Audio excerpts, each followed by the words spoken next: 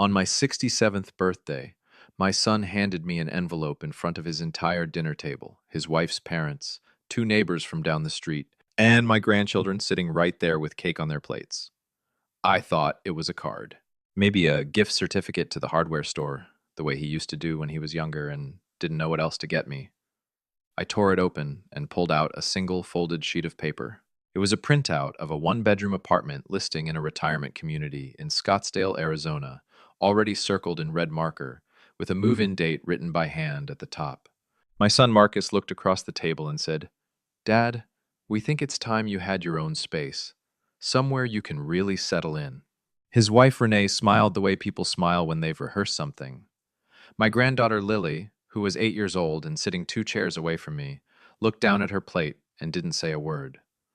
What nobody at that table knew, what not a single person in that house had any idea about, was that 11 weeks earlier, I had become a very wealthy man, and I hadn't told a soul. My name is Frank Calloway. I'm 67 years old. I spent 31 years working as a civil engineer for the County Roads Department outside of Columbus, Ohio. I'm not a flashy man. I drive a 10-year-old pickup truck. I cut my own grass. And I've worn the same brand of work boots since 1987.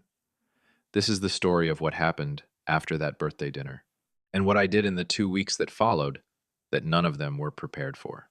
To understand any of this, I need to take you back about 4 years. My wife, Patricia, died of a stroke in the spring, quick and without warning, the way those things sometimes happen. She was making coffee on a Tuesday morning, and by noon she was gone.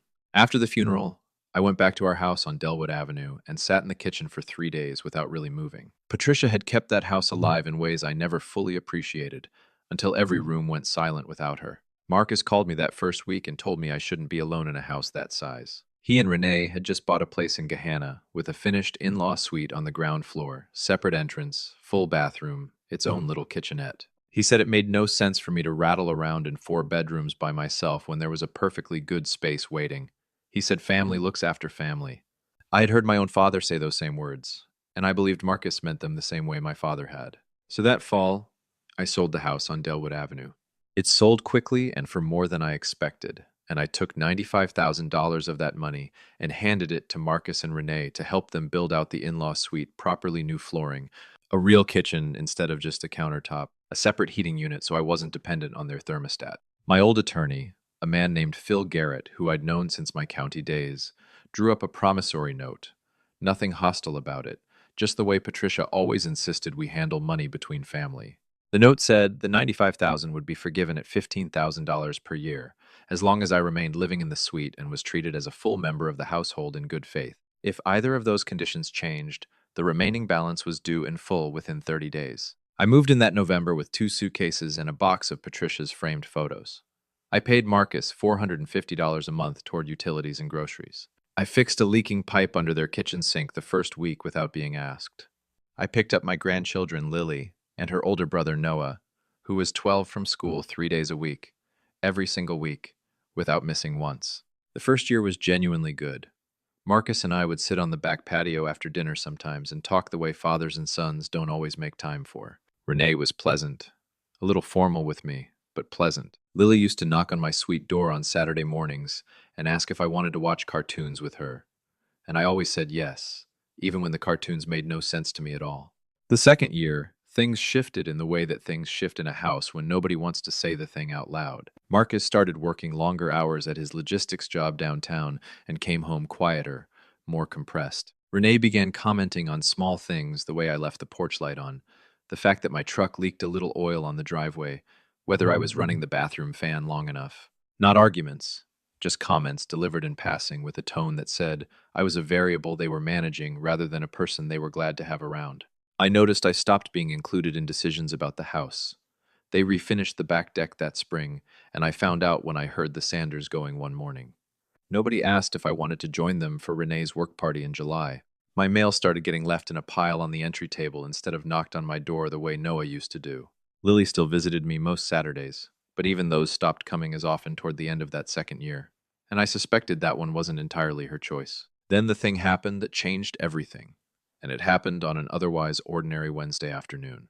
I was sitting in my suite going through some old papers when my cell phone rang with a number I didn't recognize out of Pittsburgh. The man on the other end introduced himself as an attorney named Gerald Moss, and he told me my older brother Dennis had passed away 10 days earlier from complications following heart surgery. Dennis and I had been estranged for going on 12 years. We'd had a falling out over money after our mother died, who was owed what, who had carried more of the burden during her illness, and it had curdled into something neither of us could find a way around. I had picked up the phone to call him twice over those years, and each time put it back down without dialing. I always figured we would get to it eventually. We didn't. Dennis had never married. He had no children. After the falling out with me, he had thrown everything he had into a real estate investment business. He'd started with a partner in Pittsburgh and then Philadelphia, buying and renovating distressed commercial properties and leasing them long-term to medical practices and small businesses.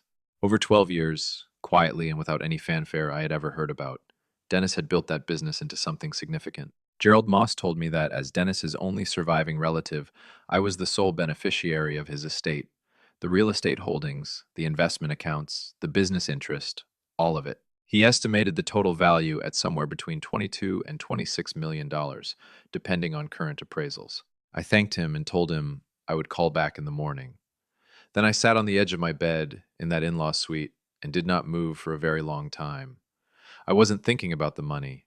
I was thinking about my brother Dennis, 12 years of silence, and a phone call I never made. I was thinking about how much he would have hated a fuss being made over any of this, and how he probably would have laughed at the size of what he had built without ever saying a word to anyone about it. I did not go upstairs and tell Marcus and Renee. Over the following weeks, I handled things carefully and quietly. I found an estate attorney in Columbus named Sandra Welch, sharp and methodical, recommended by Phil Garrett, and she helped me establish a trust to hold everything Dennis had left behind. I kept my life on the ground floor of that house exactly the same as it had always been. I drove Lily and Noah to school. I paid my $450 on the first of the month. I ate dinner upstairs with the family on Tuesday nights. I did not change one single visible thing. Part of that was grief, still working through losing a brother I had already lost once. But part of it, and I'll be honest about this, was something else. I had been noticing the temperature in that house changing for over a year. I wanted to see, clearly and without any doubt, how my son and his wife treated me when they still believed I was a retired county engineer, living on a pension and a modest amount in savings. I wanted to know what I actually was to them before I decided what to do next. Sandra had me come into her office one afternoon to review the asset inventory for Dennis's estate, and while I was sitting across from her going through the property holdings, I came across something that stopped me. Among the commercial properties in the Philadelphia portfolio was a medical office building in Cherry Hill, New Jersey. The anchor tenant in that building, a regional physical therapy group that had been leasing the main floor for 7 years, was a company called Apex Rehabilitation Partners. The management contact listed on the lease was a regional director named Renee Calloway, my daughter-in-law, who had been collecting a management fee from a building that now, through a trust, quietly belonged to me. Sandra confirmed the ownership chain was structured privately enough that the tenant-facing documents showed only the trust name, nothing that would connect back to Frank Calloway, retired engineer, living in the in-law suite. I folded that piece of information up carefully in my mind. I drove home. I picked Lily up from school that afternoon. I did not say anything to anyone. As spring came on, the comments in the house grew sharper. Marcus said one evening at dinner, in that half-joking way that isn't actually joking, that the in-law suite had always been designed to be a guest room long-term. Renee mentioned twice in 1 week that her colleague's father had moved into an independent living community in Tempe and was thriving. She said the word thriving with a particular emphasis, like she had selected it deliberately. One morning I came up for coffee and found a brochure on the counter for a senior apartment complex on the east side of Columbus. Nobody claimed to know how it got there. My birthday was in September. Marcus told me 2 weeks before that they were planning a dinner for it, their neighbors, the Hendersons, Renee's parents who were driving up from Cincinnati, and a few people from his office. He seemed genuinely warm when he said it. I chose to believe that warmth was real. Some part of me that still wanted to be wrong about what I'd been observing for the better part of 2 years held on to that and let itself feel hopeful. I ironed my good shirt the morning of my birthday, the one Patricia had bought me for our last anniversary together, a deep green that she said made me look distinguished. I came upstairs at 6 o'clock and the table looked beautiful. Renee had put real effort in. I'll give her that. Candles, good dishes, a chocolate cake from the bakery on Morse Road that Lily had helped pick out. For the first hour, it felt like I had been wrong about everything. People laughed. Marcus told a story about the two of us fishing when he was 10 that I hadn't heard him tell in years. Renee's father clapped me on the shoulder and told me I looked healthy. Then Marcus stood up after dinner and said he had something special. He went to the kitchen and came back with an envelope, making a little ceremony of handing it across the table to me in front of everyone. I opened it. Inside was a glossy information packet for the Pines at Scottsdale, a 55-plus independent living community in Arizona. Tucked behind the brochure was a one-way plane ticket. Departure in 6 weeks. "We think you'd really love it out there, Dad," Marcus said. "Warm weather, people your age, activities every day. You deserve to really enjoy this chapter." Renee added that they thought the timing was right for everyone, smiling in a way that made it clear the everyone she meant did not include me in the way that word usually does. Her father looked at his wine glass. The Hendersons from next door shifted in their seats. Lily had gone very still in the way. Children go still when they understand something is wrong, but don't know what to do with that understanding. Nobody at that table said a word on my behalf. I held the ticket and the brochure for a moment. I looked at the departure date. I looked at Lily's face. Then I set everything down on the table very gently, thanked Marcus and Renee for the dinner, and said the cake was the best I'd had in a long time, because it was. I pushed my chair back, said goodnight to everyone in the room, and walked downstairs to my suite. I sat on the edge of my bed, the same way I'd sat 11 weeks earlier after Gerald Moss's phone call, and I looked at Patricia's photo on the nightstand. I thought about Delwood Avenue. I thought about $95,000 in a promissory note sitting in Phil Garrett's files. I thought about Dennis, who had built $24 million quietly and never asked a single person's permission about any of it. When the last car pulled out of the driveway that night, I packed a bag.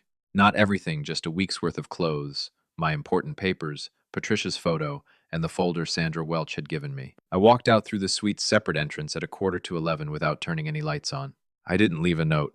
I didn't make any noise. I drove my 10-year-old pickup truck to a courtyard hotel off I-270 and checked in, and I sat on the hotel bed and called Phil Garrett at 11:30 at night. Phil is the kind of man who wakes up for phone calls without complaint and gets to the point without being asked. I told him everything: the dinner, the brochure, the ticket, every detail. When I finished, he reminded me of something I had honestly half forgotten. The promissory note had a clause. The $95,000 being forgiven at $15,000 a year was contingent on my living there and being treated as a full member of the household in good faith. The remaining balance, $80,000, was callable in full with 30 days' notice if those conditions were no longer being met. Phil asked me quietly whether I thought those conditions were being met. I told him I thought the ticket to Scottsdale answered that question fairly clearly. He said he'd have paperwork ready by morning. The next day I called Sandra first and told her I was ready to step fully into everything Dennis had left me. No more waiting. Then I called Phil and told him to send the demand letter. $80,000 due in 30 days. I also told Sandra to begin the process of reviewing the Cherry Hill lease carefully. Renee's management arrangement was month to month, a handshake deal formalized loosely in the original property files.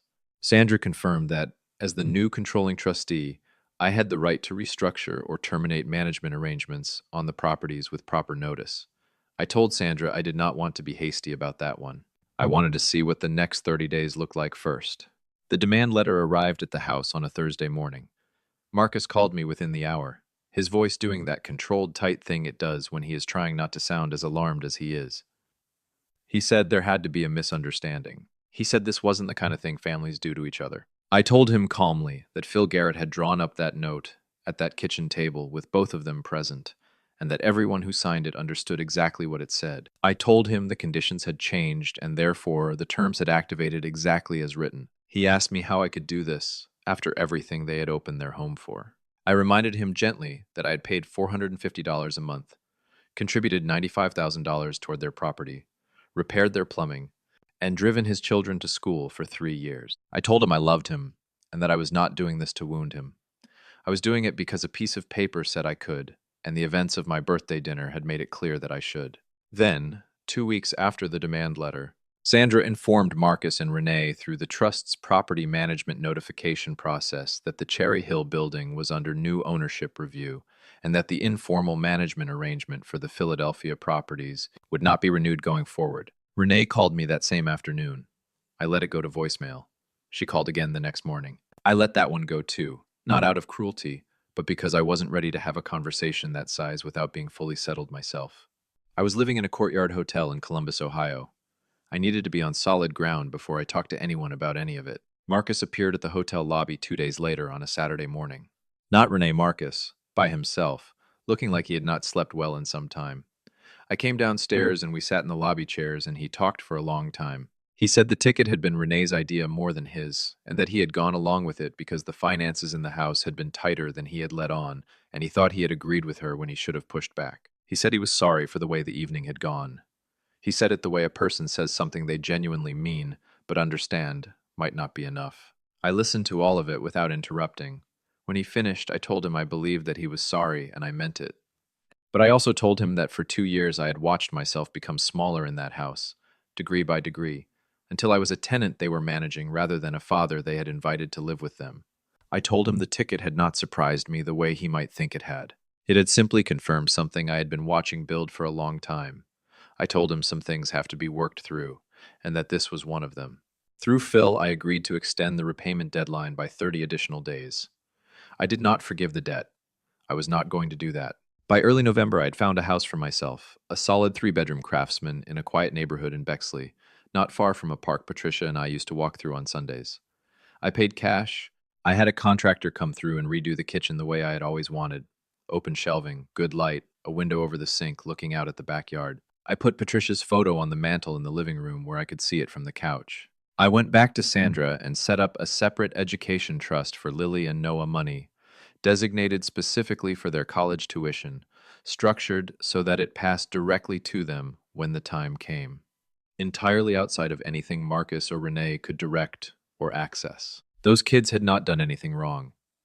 Lily had gone still at that table when she saw what was in that envelope.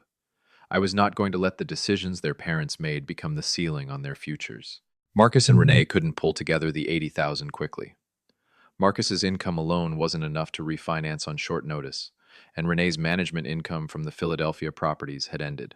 They eventually had to sell the Gahanna house to settle the debt, pay off what they owed me through Phil, and move to a rental closer to Marcus's office. Phil handled the final transfer quietly. No drama, no phone calls. I didn't reach out to ask how the sale went. I didn't need to know the details. That chapter had already closed. Renee has not called me since the property notification went through. I don't expect she will, and I find I'm at peace with that. Marcus and I talk every couple of weeks now. Short conversations, careful ones, not yet the way we talked on that back patio in the first year when things were still good between us, but real. Honest. He's working through things. I can hear it.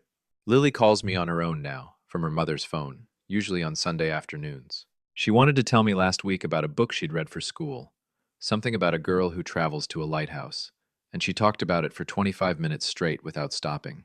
I sat on my back porch in Bexley and listened to every word of it, watching the light come down through the oak trees in the yard, and I felt something in my chest that I had not felt in a long time. Like the quiet was the right kind of quiet for once, instead of the kind that means you've been forgotten.